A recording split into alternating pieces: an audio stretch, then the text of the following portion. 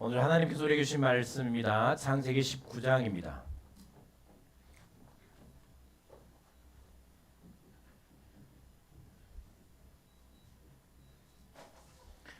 창세기 19장 30절부터 38절까지 말씀입니다.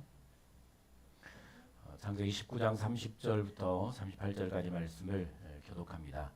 롯이 소알에 거주하기를 두려워하여 두 딸과 함께 소알에서 나와 산에 올라가 거주하되 두 딸과 함께 굴에 거주하였더니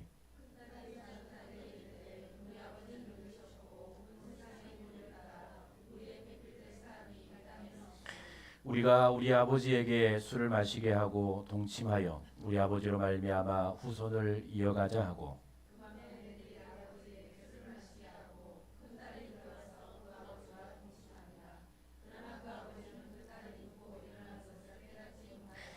이튿날 큰딸이 작은딸에게 이르되 어젯밤에는 내가 우리 아버지와 동침하였으니 오늘 밤에도 우리가 아버지에게 술을 마시게 하고 내가 들어가 동침하고 우리 아버지로 말미암아 후손을 이어가자 하고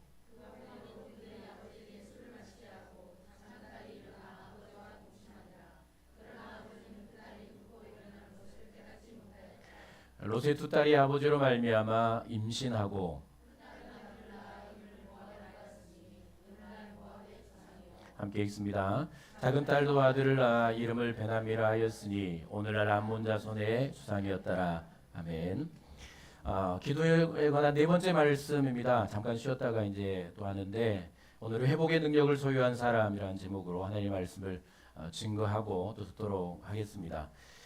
아마 살아있는 동안 이 말씀을 드려야 될 것 같고 여러분들이 기도할 때까지 어떻게 해서든 제가 이제 하려고 하는데 포기하지 않도록 저를 위해 기도해 주시고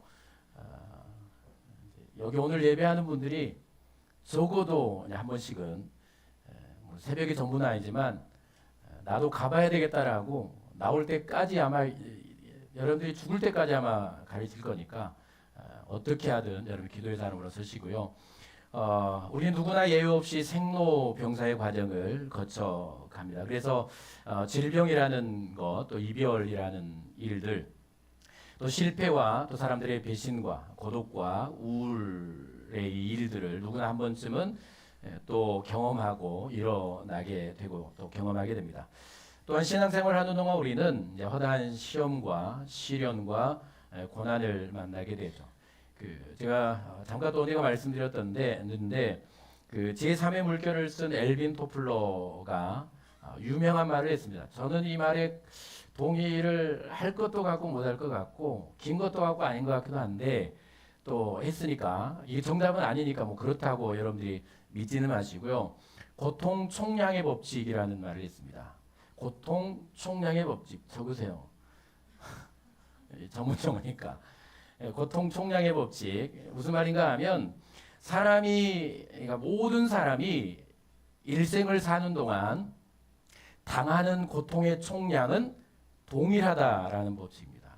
이게 맞는지는 모르겠습니다. 동의하고 싶지는 않고 별로 동의가 안 되는 말이긴 하지만 그러니까 우리가 살아가는 동안 모든 인생은 이제 죽을 때가 되면 다 거의 비슷한 그런 고통의 양을 안고 죽는다라는 것이죠. 그러니까 누군가 지금 고통을 당하고 있으면 나중에는 내가 고통을 당한 것만큼의 형통한 날을 줄 것이다라는 사실을 기대하고 사는 것이고 또 지금까지 여러분들이 고통을 안 당하고 평안하게 살았으면 제가 악담은 하는 게 아니고 분명히 아마 지금까지 경험하지 못했던 고통들이 찾아오게 될 것입니다. 그러니까 겸손하십시오. 교만하지 말고 어제 아무 일이 없었다고 내일 아무 일이 없을 거라고 생각하지 말고 어제 살았다고 내일 살 거라고도 생각하지 말고 지금까지 내 인생이 원하는 대로 또 내가 마음먹은 대로 그렇게 평안한 대로 살았다고 내일부터 그렇게 될 거라고 절대 생각하지 말고 지금까지 고통을 안 당하신 분들은 훨씬 더 조심해야 됩니다. 그분들이 대부분 기도를 안 하죠. 물론 고통을 당한다고 기도를 하는 것도 아니지만 그러니까 그리스도인에게 제일 위험한 것은 안심이라고 있습니다. 안심. 내 마음이 딱 안심돼 버리잖아요. 그때부터는 하나님을 안 찾습니다. 그리고 이 땅에 어떤 내 마음이 안심되잖아요. 이 땅에 내 삶이 붙어버리잖아요. 내 몸도 붙고 그러면서 하나님을 안 찾죠. 그리고 사후세계를 믿지 않거나 생각하지 않습니다. 이 땅이 전부인 것처럼, 이 땅의 삶이 모든 것인 것처럼, 내가 영원히 평안할 것처럼 그렇게 살아갑니다. 그리스도인에게 제일 위험한 것은 안심이다. 여러분들에게 걱정이 있고 염려가 있고 근심이 있다는 것에 대하여 그래서 하나님을 기억하고 하나님께 기도하고 하나님을 의지하고 이 땅이 전부가 아님을 알고 이 땅이 소망이 아님을 알고 하나님의 나라를 바라보며 사는 것에 대하여 우리는 감사해야 하는 것입니다. 그러니까 평생 우리가 살아가는 내내 아마 우리에게는 염려가 있을 것이고 걱정이 있을 것이고 고난이 있을 것입니다. 중요한 것은 이제 이런 마음과 인생을 흔드는 문제를 만났을 때 어떻게 대처하는가가 문제죠. 그 과정을 어떻게 통과해 내는가가 문제일 것입니다. 예를 들어서 문제 앞에서 신앙도 무너지고 인생도 다 무너져 버리고 회복을 못하는 분들이 있습니다. 어떤 고난이나 시련이나 시험이 오면 그 과정을 통과하지 못한 채 신앙도 인생도 완전히 주저앉아 버리는 분들이 있죠. 그 퍼센트는 얼마 되지 않을 겁니다. 그런데 분명히 있습니다. 삶을 포기해버리는 사람들.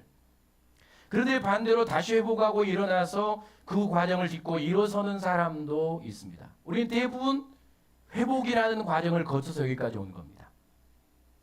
누구에게나 문제가 있었죠. 그때그때마다 우리에게는 하나님께로부터 주신 회복의 능력이 작동했습니다. 내 몸이 바이러스나 어떤 질병으로부터 내 몸을 지켜내는 것처럼 내가 어떤 질병에 걸리면 내 몸이 자연스럽게 그것을 치유하고 고쳐내는 것처럼 지금이야 워낙 음식의 문제, 환경의 문제, 인간의 타락의 문제로 인해서 이게 발생하지 말아야 될 그 악한 이제 그런 질병들이 생겨나긴 하지만 대부분의 질병은 내 몸이 스스로 치유하게 돼 있죠. 회복의 능력입니다. 우리는 태어날 때부터 회복의 능력을 갖고 태어나죠. 하나님의 은혜로.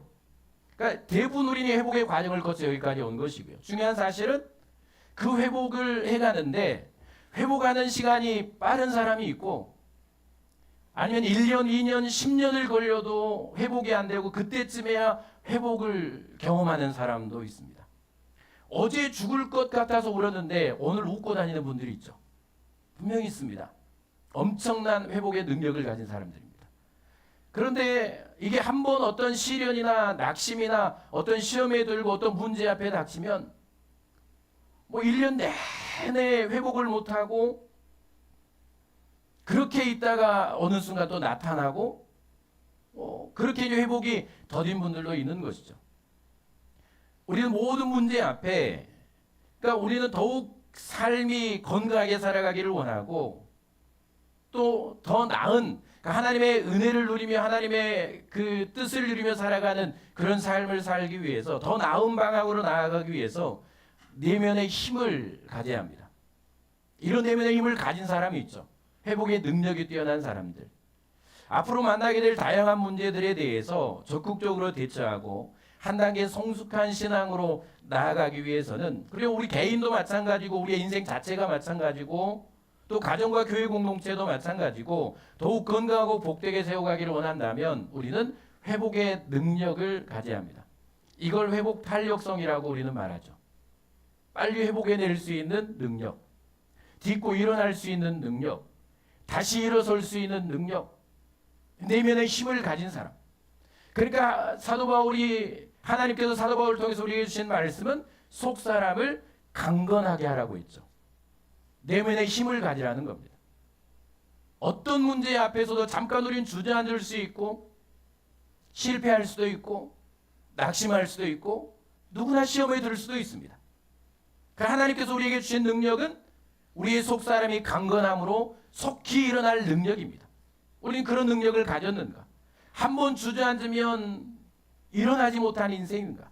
아니면 또 하나님께서 그때그때마다 힘 주시고 능력 주시나는 다시 일어날 속 사람이 강건한 내면의 힘을 가진 회복의 능력을 가진 사람인가? 우리 이걸 돌아봐야 될 필요가 있는 것이죠. 오늘 말씀은 하나님께서 죄가 삼켜버린 소돔과 고모라를 심판하실 때 그때 살아난 롯에 관한 이야기입니다. 하나님께서 천사를 보내셔서 그 롯과 그의 가족들을 끌어내 주시죠. 안 나오려고 하니까 사위는 죽고 그리고 아내는 뒤를 돌아보다가 소금 기둥이 되고 두 딸과 함께 롯이 나옵니다. 버티고 버티다가 천사를 보내서 이 땅이 곧 멸망할 거니까 나와라라고 말을 하고 또 장인을 통해 사유들에게 말을 하지만 버티죠. 안 나오려고. 왜냐하면 거기에 쾌락이 있고 즐거움이 있고 죄가 삼켜버린 땅이니까 얼마나 인간의 육체와 마음을 만족하게 하는 땅인지 모릅니다. 거기 다 있으니까 안 나오려고 버티다가 결국은 하나님이 아브라함을 생각하시고 롯을 끌어내시죠. 강제로 끌어내십니다. 그렇게 살려주시죠. 그런 말씀이 오늘 기록되는 것이고요. 그런데 오늘 이제 그 19장 30절 말씀을 보면 그가 이제 소돔으로 소활로 피했다가 어디로 가는가 하면 두 딸과 함께 굴로 들어갑니다. 이거 잠깐 있을 수 있는 일이죠. 두렵고 무서우니까. 혹은 어떤 죄책감이나 부끄러움이나 자기의 어떤 삶에 대한 사람들이 나를 어떻게 볼 것에 대한 그런 마음 때문에 굴 속으로 들어갑니다. 근데 이유가 문제죠. 그 이유가. 그런 세상으로 나와야 되죠. 왜냐하면 자신의 미래도 있고 두 딸의 미래도 있으니까. 굴 속에 살아갈 그들의 미래는 아니었으니까요. 굴 밖으로 나와야죠. 아니면 늘 제가 이 이야기를 많이 드렸으니까 하나님을 찾고 하나님을 의지하며 하나님께 기도하며 하나님의 은혜 가운데 살아가던 하나님의 도우심과 붙으심 가운데 살아가던 삼손에게로 다시 돌아갈 마음을 품고 돌아가야 되었을 겁니다. 아니면 밝은 세상으로 두 딸을 데리고 나와서 밝은 미래를 다시 살아가야 될 텐데 회복이 안 됩니다. 아마 두 딸들이 오늘 말씀을 읽었으니까 두 딸들이 아버지에게 술을 먹였는데 아무 정신이 없습니다. 물론 술 때문에 그랬겠지만 아마 자포자기했던 것 같습니다. 마음을 놓아버린 것 같습니다. 그러니까 거기에 마음을 놓아버리니까 거기에 술이 들어가니까 완전히 이건 맥을 못 주는 거죠.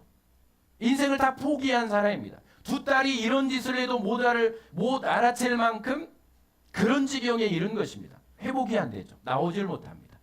그래서 태어난 이 아버지와 두 딸을 통해서 태어난 이 자식이 모압과 암몬임, 저 중동에 지금도 싸우고 있는 그 백성들. 그래 나오죠. 이런 일들 충격적인 사건이었을 겁니다. 롯에게는 두려움의 사건이었어요. 그러니까 너무 무섭고 어떤 이제 그런 마음들 때문에 못 나오긴 하지만 그런데 적어도 그는 다시 일어나야 되죠. 우리가 그런 것처럼 늘 우리가 한 말은 산 사람은 산다고 하는데 그러면 우리가 살 말은 아니긴 하지만 다시 일어나야 되는데 왜 그는 무너져버린 마음과 육체와 삶을 회복하지 못하는가? 왜 들어간 굴 속에서 나오지 않는가? 그것도 자신만이 하고 두 딸이 있는데 사랑 두 딸의 미래가 있는데 힘을 내서 밖으로 나와 두 딸의 미래를 열어야 될 아버지가 두 딸과 함께 굴 속에서 그렇게 처박혀 있는가? 나오지를 못하는가? 우리는 이 이유를 보아야 합니다. 여기에 대한 답은 롯의 삼촌이었던 아브라함의 이야기를 잠깐 살펴보면 아주 간단한 말씀인데 제가 한 시간을 전해야 되니까 여러 가지 이야기를 제가 할 텐데 다 성경의 이야기입니다. 아브라함 이야기를 잠깐 살펴보면 창세기 13장 14절부터 18절까지 말씀입니다. 제가 짧게 요약을 해놨는데요. 한번 읽어볼까요? 롯이 시작. 롯이 아브라함을 떠난 후에 여호와께서 아브라함에게 이르시되 너 있는 곳에서 북쪽과 남쪽 그리고 동쪽과 서쪽을 바라보라. 너는 일어나 그 땅을 종과 행으로 두루 다녀보라. 내가 그것을 내게 주리라. 이에 아브라함이 장막을 옮겨 헤브론에 있는 마므레 상수리 숲에 이르러 거기 거주하며 거기에서 여호와를 위하여 제단을 쌓았더라. 하나님의 부르심을 받은 아브라함이 고향을 떠나죠.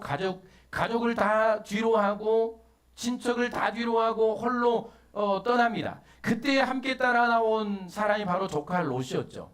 우리가 다 들어서 하는 이야기입니다. 롯은 부르심을 받지 않았습니다. 아브라함이 부름 받을 때 아브라함의 가족도 안 따라오는데 롯이 따라옵니다. 무슨 이유인지 모르겠지만 롯이 아브라함을 따라 나오죠. 그리고 아브라함을 따라 나서는 순간부터 하나님의 인도하심을 함께 누립니다.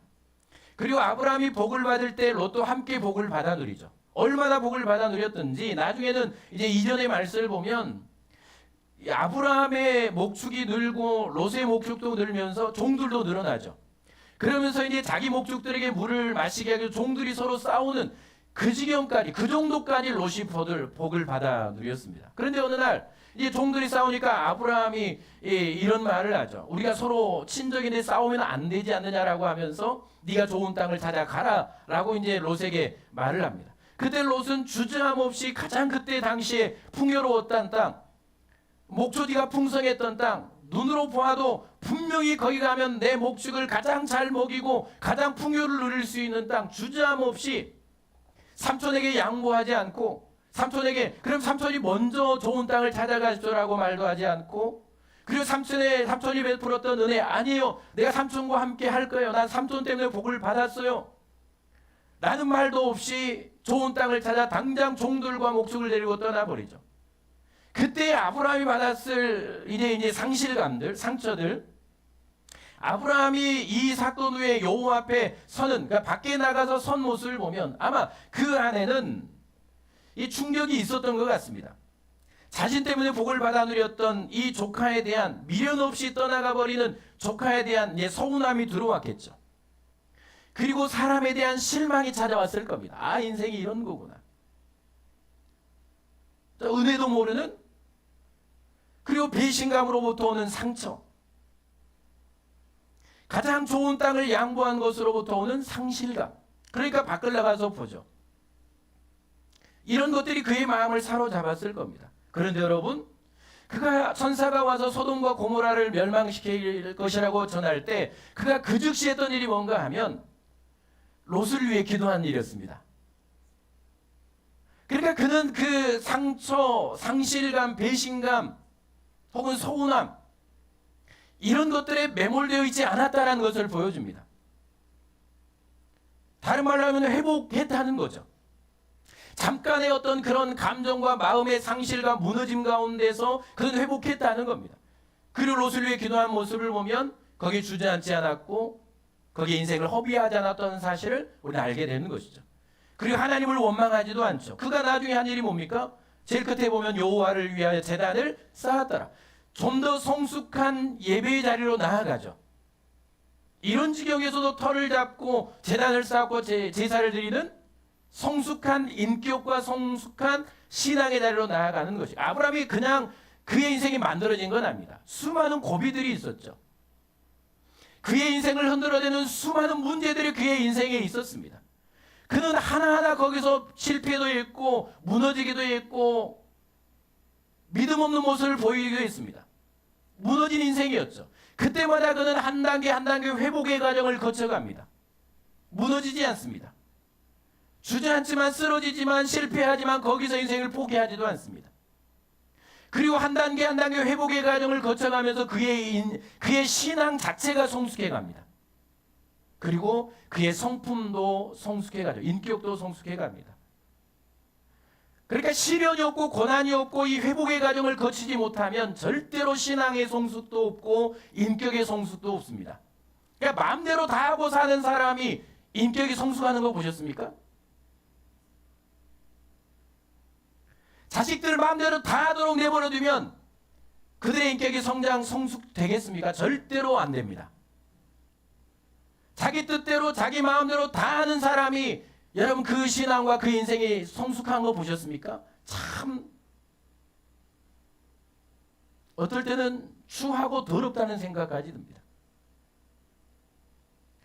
이 회복의 과정을 못 거치면 또 다른 이유는, 또 다른 문제는 계속 거기서 무너집니다. 그 문제에서 무너지죠.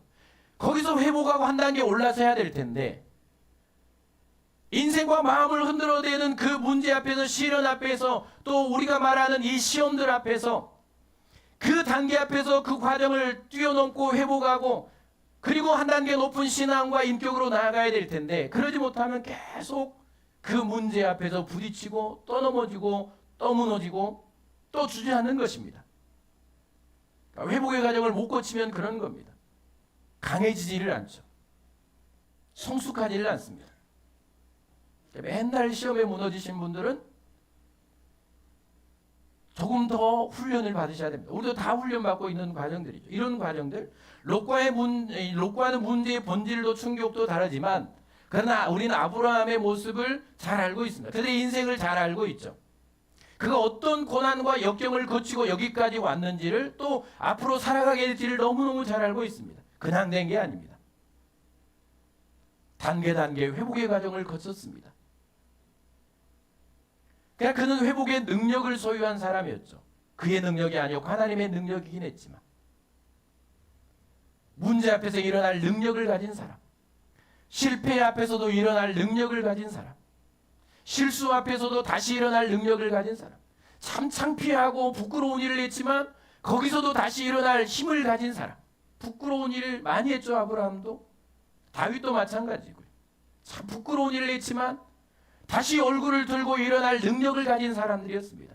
물론 하나님의 능력이긴 했지만 그 회복의 능력, 그러면 아브라함의 회복의 능력은 무엇으로부터 왔을까요? 우리가 아까 말씀 읽었지만 롯으로부터 오는 상실감, 배신감, 상처, 아픔, 서운한 감정들이 그를 사로잡을 때 그가 한 일이 뭡니까? 여호와 앞에 선 일이었죠. 하나님이 그에게 찾아오셔서 말씀하셨다라는 것은 무엇입니까? 그가 여호와 앞에 섰다는 것이고요. 창세기 18장 22절 말씀을 보면 그 사람들이 거기서 떠나 소돔으로 향하여 가고 아브라함은 여호와 앞에 그대로 섰던, 이게 무슨 말씀인가 하면 천사들이 소돔과 고모라의 멸망의 소식을 전해주고 떠나갈 때 아브라함이 한 일이 뭔가 하면 여호와 앞에 그대로 섰다.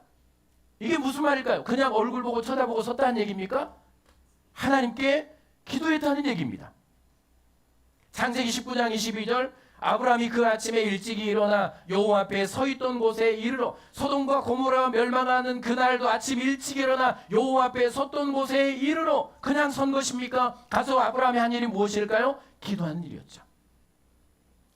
롯의 배신과 이 고난 가운데, 이 상실감 가운데 아브라함이 했던 일은 여호와 앞에 서는 일. 그때 하나님이 주신 일이 뭡니까? 아브라함도 인간이니까 자기를 배신하고 떠난 롯에게 그의 마음과 시선이 집중되어 있고요.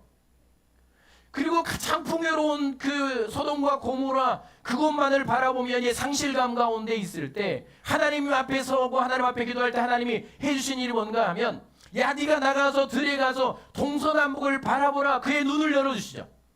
현실의 그 앞에 있는 그 일들의 문제에 그의 눈이 처박혀 있을 때 그의 눈을 들어 사방을 바라볼 수 있는 그 눈을 열어주시죠. 동서남북을 바라볼 눈을 열어주시죠. 그리고 현실에 목매어 있을 때 하나님께서 그와 그의 자손을 통해 이루실 그 미래에 대한 약속의 말씀을 들려주시면서 지금이 아니라 미래에 이루실 하나님의 역사를 바라보는 비전의 눈을 허락해 주십니다. 이게 비전입니다. 그리고 이 역사 가운데 아브라함은 다시 일어나서 자기 길을 걸어가죠. 그리고 자신의 마음속에 다시 희망이 생기고 소망이 생겨서 여호와 앞에 제단을 쌓고 예배하는 과정들, 이 과정들을 한 번, 두 번 겪으면서 그는 아들을 하나님 앞에 바칠 부활의 신앙을 갖고 아들을 바칠 정도의 신앙의 자리까지, 순종의 자리까지, 그 신앙까지 성장한 겁니다. 그러니까 이 과정을 거치지 않으면 우리의 신앙은 성숙하지 않아요. 맨날 그 자리죠. 맨날. 그러니까 넘어지는 사람은 꼭 그 시간에 넘어집니다. 시험에 드는 사람은 꼭 그 문제 갖고 시험에 들죠. 그러니까 아무 노력도 안 한다는 얘기입니다. 되는 대로 살아버린다는 겁니다. 신앙이 그냥 되는 줄 압니다. 그냥 신앙이 성숙하고 인격이 성숙한 줄 압니다. 여러분, 태어날 때 부모로부터 또 가정 환경이 안 좋아도요, 대부분 교육과 사람들과의 관계, 좋은 삶의 환경을 통해 사람은 변하게 되어 있습니다. 인격은 바뀝니다. 아무리 좋은 가정에 태어나도요, 그의 삶의 배경이 안 좋고 환경이 안 좋고 옆에 사람들이 안 좋으면 인격도 달라지고 삶도 달라지고 다 달라지게 되어 있습니다. 훈련의 과정이죠. 신앙 마찬가지요. 태어났으면 자라가야죠. 태어났으면 훈련을 해야죠. 새로 태어났으면 여러분 이 과정 저런 과정들을 거쳐가면서 상처도 받고 아픔도 당하고 시련도 당하고 문제도 고난도 당하면서 여러분 그 과정을 회복해가는 과정들, 훈련들, 연습들, 내 육체의 훈련과 영혼의 훈련을 날마다 하면서 우리의 인격은 자라가고 신앙은 자라가고 우리의 삶은 성숙해 가는 것이고, 그리고 나중에는 하나님의 나라를 바라보는 천국 신앙으로 온전히 세워지는, 사명 붙들고 살아가는 예배와 기도하는 신앙으로 온전히 세워지는 예배가, 기도가, 그리고 하나님을 사명을 감당하는 사명을 붙드는 삶이 내 일상이 되고 삶이 되는 참된 인생이 되는 그 신앙의 자리까지 성장해 가는 것입니다. 절대 근황되지 않습니다. 일주일에 한번 예배한다고 내 신앙이 될까요? 안 되죠. 죄송합니다. 주일날 이 뜨거운 데 오셨는데 그냥 일주일에 한번 시간 나서 오는 거, 습관처럼 오는 거, 평생 여러분 그렇게 신앙생활 해보세요. 어느 순간 우리는 하나님을 떠나 있는 존재가 될 겁니다. 그럼 훈련 받아야죠. 이런 과정들을 거쳐야 합니다. 그는 습관처럼 여호와 앞에 섰습니다. 여호와 앞에 서는 것이 그의 일상이었습니다. 하나님 그걸 가르치셨죠. 그가 여호와 앞에 섰다고 표현되어 있지만 하나님이 그를 늘 찾아오셨습니다. 그러니까 내가 하나님 앞에 선다는 건 뭡니까? 하나님이 나를 찾아오신다는 것이죠. 내가 기도한다고 말하고 여호와 앞에 선다고 말하지만, 그러나 엄밀하게 말하면 하나님이 나를 찾아오시는 겁니다. 그리고 하나님이 나를 만나주시는 겁니다. 기도는 하나님이 나를 찾아오시고 만나주시는 복이 바로 기도입니다. 이게 기도를 하는 것이죠. 성경에 보면 자신이 져야 될 짐의 무게에 짓눌려서 헌신과 수고의 대가가 없어서 깊은 낙심과 우울에 빠져서 결국 이렇게 되면 삶이 생을 포기하고 싶은 마음이 들죠. 하나님 앞에 가서 하나님 제발 내 생명을 거둬가 주십시오라고 기도했던 유명한 사람 3명이 있죠. 제가 늘 말씀드렸으니까.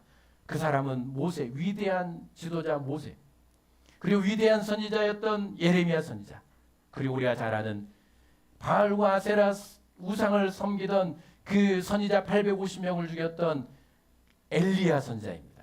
그 위대한 선지자들이죠. 모세는 백성들이 모든 일, 모든 사건 앞에 하나님과 모세를 원망합니다.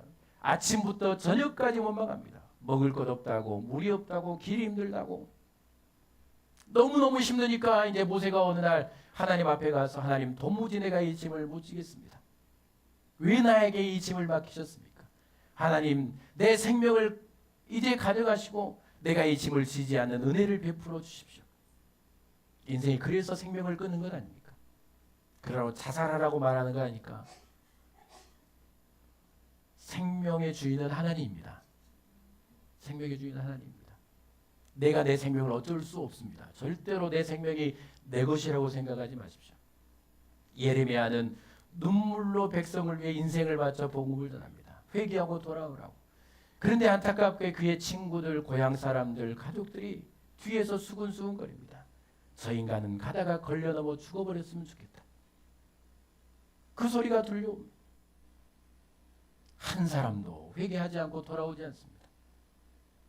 하나님께 가서 기도하죠. 하나님 저 달력에 내 생일이 없었으면 좋겠습니다. 자기 태어난 날을 저주하며 기도합니다. 엘리야는 목숨을 걸고 이 선지자들과 전쟁을 하고 싸우죠. 승리합니다. 그런데 한 사람도 회개를 안 하고 안 돌아옵니다. 다 이 정도 되면 우상을 섬기던 선지자, 불을 내리는 갈멜산으로 불을 내려 제물을 태우는 이 역사를 보았으면, 우상을 섬기던 선지자들을 죽이는 이 놀라운 이 영광의 자리를 체험했으면 다 하나님께 회개하고 돌아올 것 같은데 한 사람도 안 돌아옵니다. 심지어 왕도 안 오고 이세벨은 자기를 죽이지 않으면 밥도 안 먹겠다고 쫓아다니는 낙심과 우울이 찾아옵니다. 그래서 광야로 하루길쯤 걸어갈 로뎀 나무아래에서 하나님 앞에 그도 죽기를 구합니다. 죽으려고 간 거죠. 종을 남겨 너 여기 있어라. 죽으려고 갔습니다.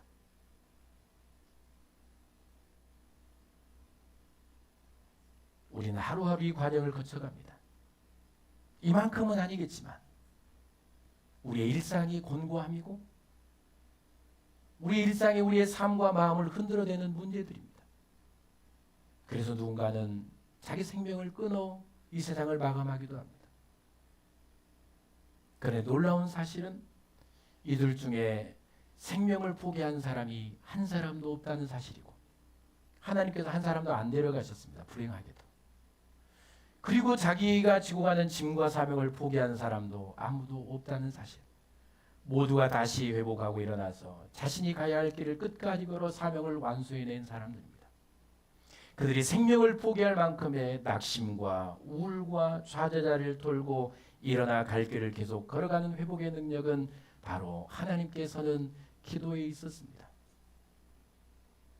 사람한테 가서 나 죽을 것 같아.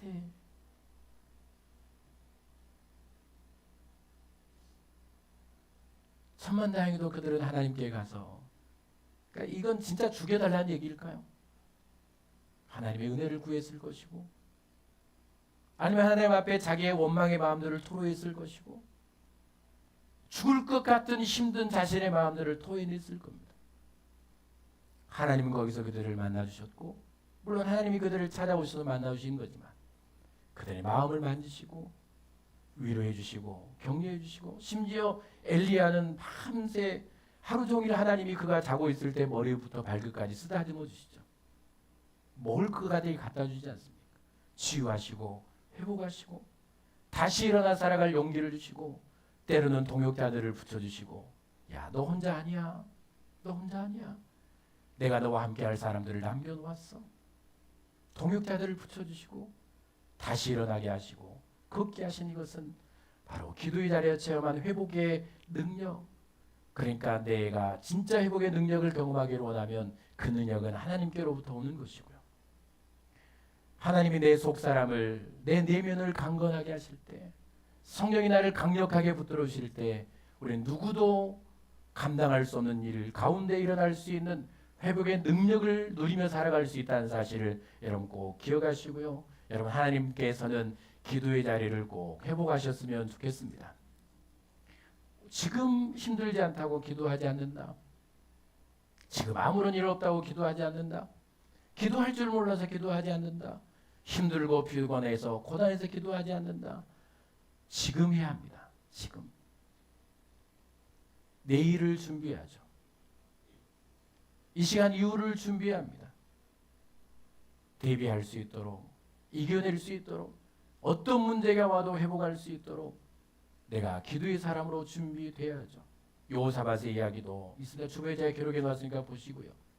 고린도후서에 있는 사도 바울이 자신이 어떤 고난을 겪었는지를 잘 기록해 주고 있습니다. 고린도후서 11장 23절 27절 우리 함께 읽어볼까요? 내가 시작. 내가 수고를 넘치도록 하고 옥에 갇히기도 더 많이 하고 매도 수없이 맞고 여러 번 죽을 뻔하였으니 유대인들에게 40의 사나 감한 매를 5번이나 맞았으며 3번 대장으로 맞고 1번 돌로 맞고 3번 파선하고 일주야를 깊은 바다에서 지냈으며 또 수고함에 애쓰고 여러 번 자지 못하고 줄이며 목마르고 여러 번 굶고 춥고 헐벗었노라. 상상할 수 없는 고난이 있었습니다. 그 인생에. 우리가 해석할 수 없는 일들이 그의 앞에는 펼쳐지죠. 그러나 그 고난을 당하면서도 계속해서 다시 일어나고 끝까지 달려갈 수 있었던, 둯대를 향하여 쉬지 않고 달려갈 수 있었다는 것은 그는 놀라운 회복의 능력이 그 안에 있었다는 사실을 알게 됩니다. 죽을 만큼 매를 맞아도 다시 일어나고, 죽을 만큼 수고했지만 오히려 감옥에 갇혀도 다시 일어나고, 바다를 건너다 3번이나 파선하고 죽을 위기에 처해서도 다시 일어나 배를 타고 사명자리로 나아가고, 자지 못하고 줄이고 올벗어도 다시 일어나 사명의 길을 걸어갈 수 있었던 회복의 능력은 우리가 잘 알고 있죠. 그는 하나님께로 얼굴을 향하고 찬송하고 부르짖었던 기도에 있었다는 사실을 알게 됩니다. 그 사실이 사도행전 16장 21절부터 25절까지 기록이 되어 한번 읽어보시고요. 제일 끝에 보면 한밤중에 바울과 실라가 기도하고 하나님을 찬송하며 죄수들이 듣더라. 위대한 사도라고 그냥 한 게 아닙니다. 위대한 지도자들이었다고 그들이 그냥 일을 감당한 게 아닙니다. 그는 여호와 앞에 서는 것들이 습관이었습니다. 기도하는 일이 일상이었습니다. 기도하지 않고는 갈 수 없는 길이니까. 그래서 그리스도인의 삶이 곤고함이고 기도하지 않고는 갈 수 없는 길이어서 하나님 우리에게 기도라는 것을 주셨죠. 우리 사도 바울의 파도를 풍랑을 만났던 폭풍을 만났던 이 역사를 잘 알고 있죠. 로마로 포로로 끌려가던 그 배, 며칠 밤낮을 어두운 밤에 폭풍과 몰아치고 그 배에 탄 모든 사람들은 다 죽었다라고 이제 음식도 안 먹고 죽을 시간만 기다리고 있을 때 그 어두운 밤에 사도 바울이 한 일이 무엇입니까? 여호와 앞에 선 일이었죠. 내가 섬기는 하나님의 사자가 밤에 내 곁에 서서 말하되, 그가 뭐 했다는 겁니까? 다 주저앉아 쓰러져 있을 때, 소망이 없을 때, 이젠 우리는 구원받지 못한다라고 다 죽을 날만 기다리고 있을 때 사도 바울은 그 밤에, 어두운 밤에 하나님 앞에 서서 기도했습니다. 그때 하나님은 그를 찾아오셨죠. 그리고 소망의 말씀을 들려주십니다. 야, 너 죽지 않을 거야. 너와 함께 배에 탄 사람들 너로 인해서 다 살게 될 거야. 그리고 그 소망의 말을 들은 바울은 그 배에 탄 사람들에게 이 소망의 메시지를 말을 선포하죠. 그리고 다 살려내지 않습니까? 음식을 먹게 하고 일어나게 하는 일들. 이것이 바로 기도의 능력입니다. 이 일이 우리에게 있기를 바라고요. 적어도 우리는 이 회복의 능력을 가진 사람으로 교회에서 해야 되고 가정에서 해야 됩니다. 누군가 하나님 앞에 서는 사람이 있어야죠. 누군가 하나님 앞에 기도하는 사람이 있어야죠.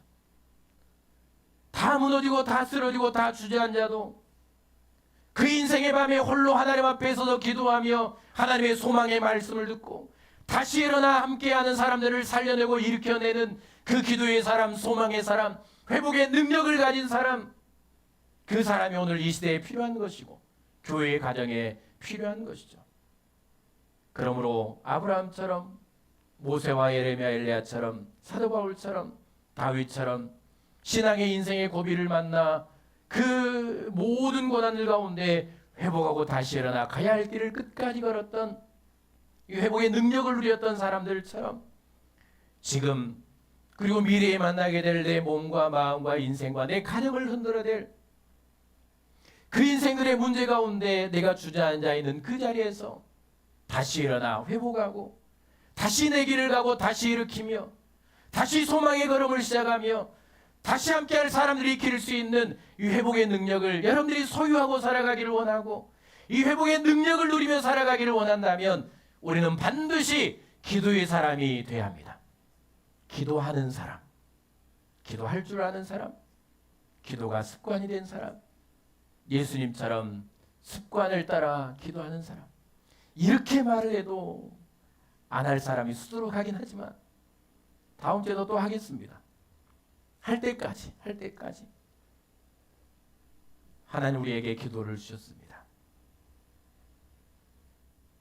남겨두고 갈 제자들이 너무너무 염려돼서, 야, 내가 간 후에 너희는 내게 기도해라, 내 이름으로 기도해라, 내가 다 이루어 줄 거야.